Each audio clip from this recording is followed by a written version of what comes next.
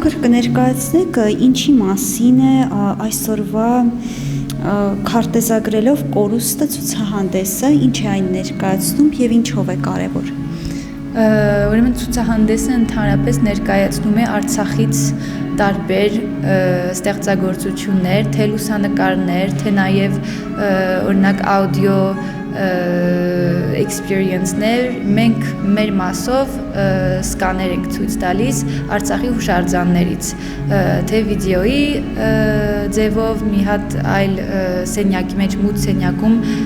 իմերսիվ վիդեոյի սենյակ ենք ստեղծել, թե նաև VR-ի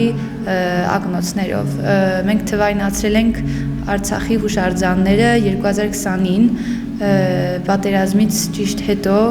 հրատապ վիճակ էր տիրում եւ մենք մի քանի շաբաթում կարողացանք սկանավորել 40-ից ավել հուշարձաններ Արցախում, դրանից հետո 23-ին էլ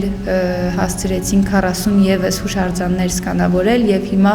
կարողանում ենք ցուցադրել այդ սկանավորումների եռաչափ մոդելները։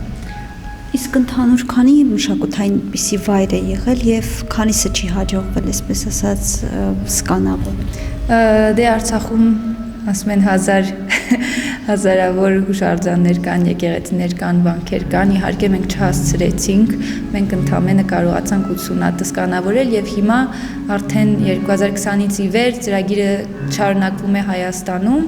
որտեղ արդեն սկանավորել ենք 275 հուշարձաններ։ Դե նոր է սկսել, արդեն ունեցել ենք 2 այցելու, բայց ընդհանրապես ցուցահանդեսը սկսել է նոյեմբերի 20-ից եւ նոյեմբերի 20-ից բավական շատ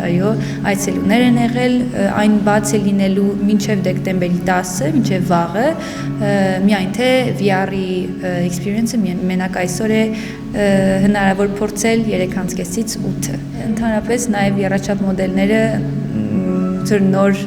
դեպք են, մարդկանց համար շատ քիչերն են փորձել VR experience-ներ եւ այլն, այսինքն ոչ միայն իրենց հետաքրքրում է, որտեղ Արցախի հուշարձաններ են, որոնք